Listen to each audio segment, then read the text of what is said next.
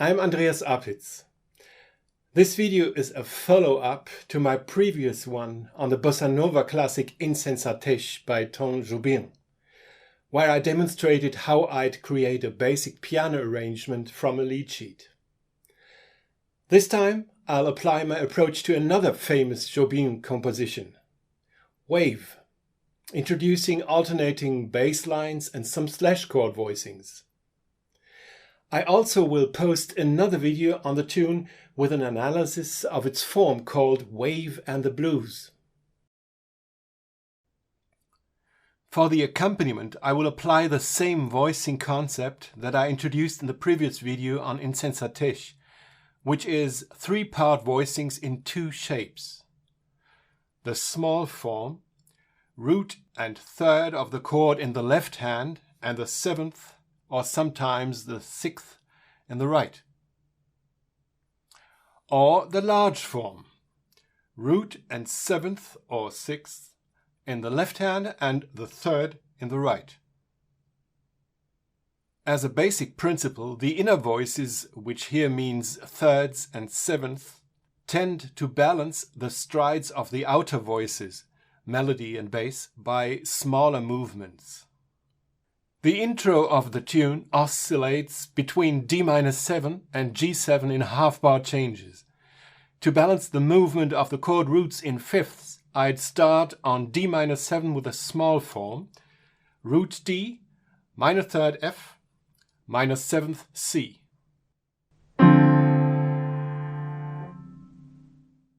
And switch to the large form on G7, root G, minor 7th F, major 3rd B.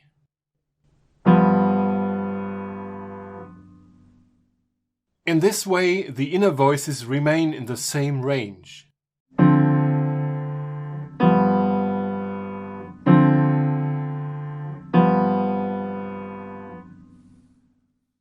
Applying the basic bossa nova rhythm pattern that I introduced in Insensatez, bass on beats 1 and 3, inner voices on beat 2 and on the end of 3 would be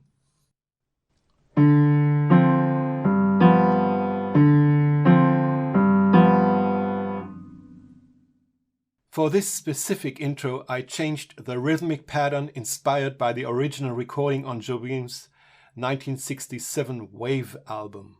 But I decided not to include the melodic phrases from the orchestra as not to spoil the entrance of the main melody.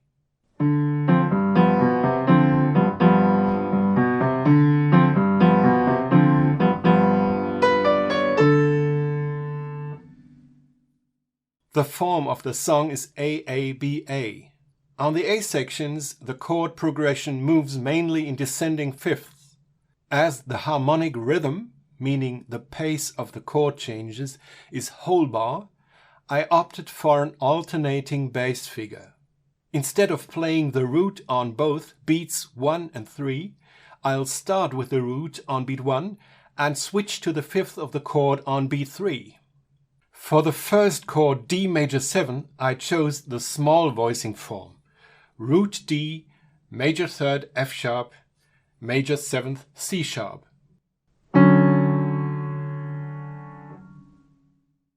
On the 3rd beat, I'll switch to the 5th A in the bass down here.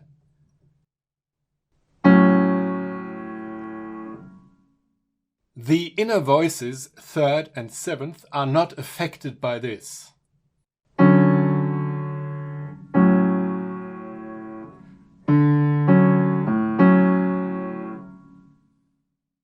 The next chord is B-flat diminished. I chose the large form, root B-flat, diminished 7th G, minor 3rd, D-flat or C sharp.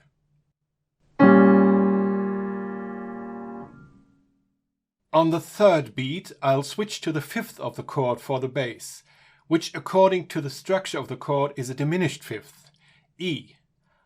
This time I'll play it up here.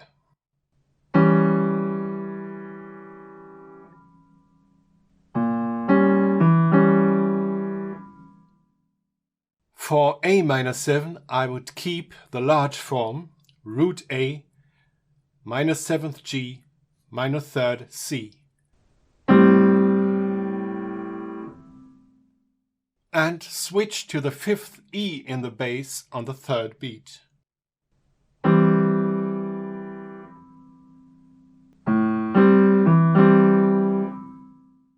For the next chord D7, the small form comes handy. Root D, major 3rd F sharp, minor 7th C. On the second half of the bar, I'll switch to the 5th A in the bass, which is best played down here.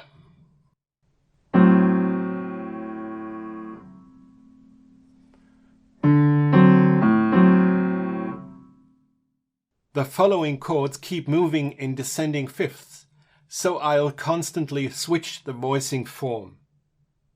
G major 7, large form, root G, major 7th F sharp, major 3rd B.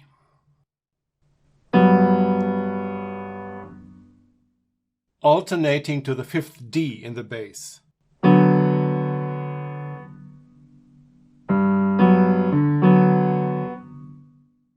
C7, small form, root C, major 3rd E, minor 7th B flat.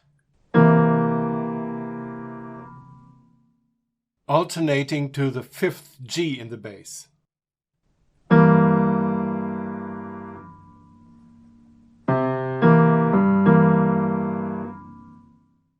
F sharp 7, large form, root F sharp, minor 7th E, major 3rd A sharp.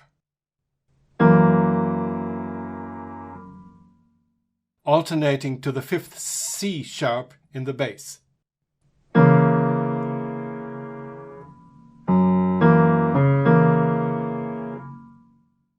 B7, small form, root B, major 3rd D sharp, minor 7th A.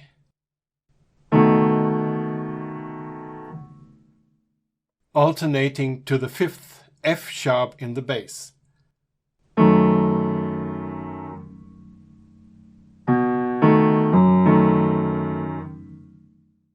E7, large form, root E, minor 7th D, major 3rd G sharp.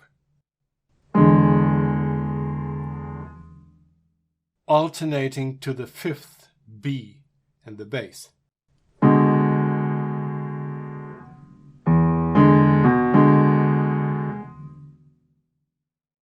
If you listen to the bass line, you can hear that each fifth leads stepwise into the root of the next chord, which is very pleasing.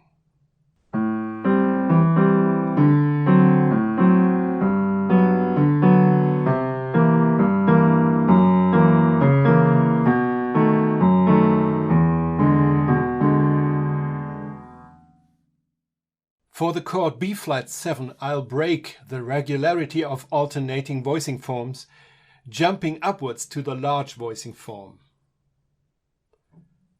Root B flat, minor 7th A flat, major 3rd D.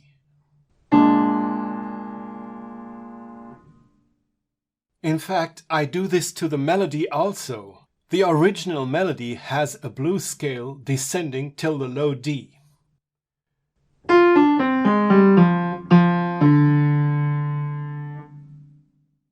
If I would put the voicings underneath, they would sound way too muddy down here.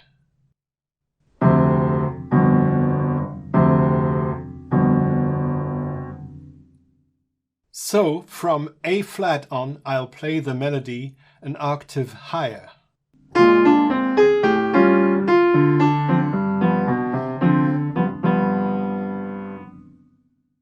Jobim himself also does so in later performances.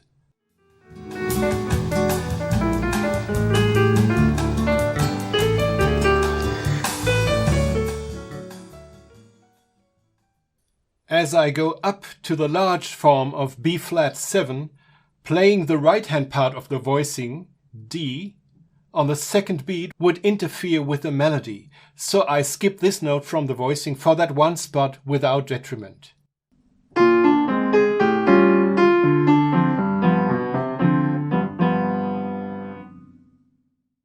As the chords move half bar from here for the rest of the section, there is no chance and no need for alternating the bass. A7 large form, root A, minor 7th G, major 3rd C sharp. For the following D minor 7 G7 sequence, I quote the pattern from bars number 3 and 4 of the intro.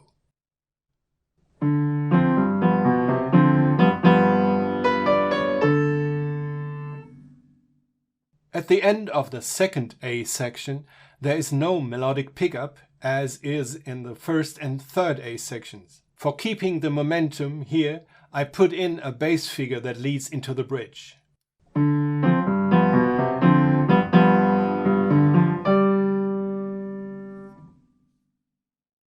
The bridge has some very specific bass movements, mainly stepwise. This is why I opted not to use alternating bass lines here, and this is also why I wouldn't do so either on a tune like Insensatez. There, the bass moves merely chromatic, building a nice counter melody, which would get interrupted by putting in alternating bass lines. For G minor 7, I chose the small form, root G, minor 3rd B flat, minor 7th F. As the large form down here would have the right hand thumb causing the span of a 10th in the right hand to play the melody. Hence, small form.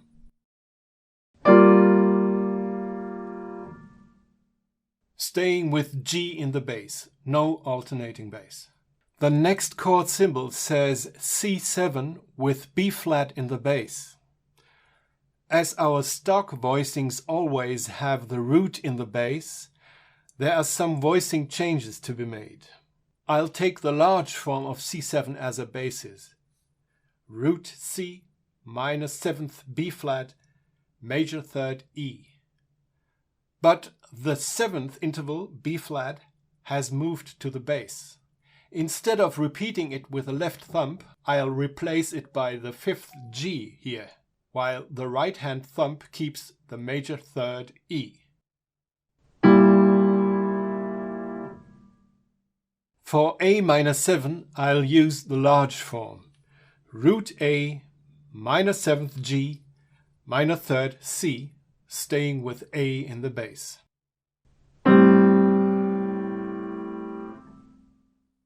The second half of the bridge starts with B flat 7 sus, which is a shorthand for B flat 7 sus 4, meaning that the third of the chord is suspended by the fourth. I'll use the large form, root B flat, minor 7th A flat, then the fourth E flat suspending the major 3rd D.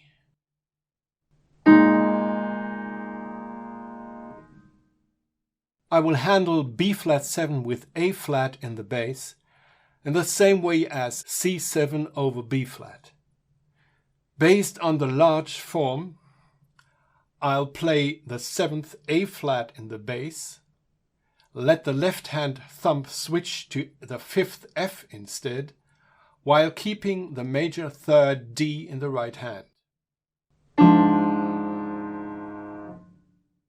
For G minor 7, here I'll use the large form, root G, minor 7th F, minor 3rd B flat.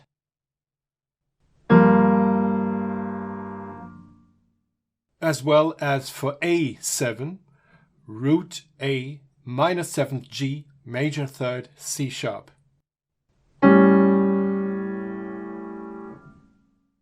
Which leads back into the final A section.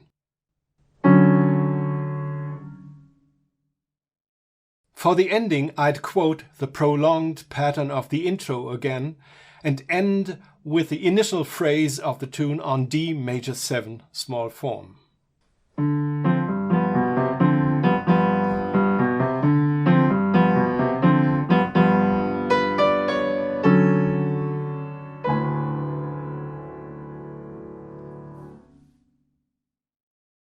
Here's the entire accompaniment again.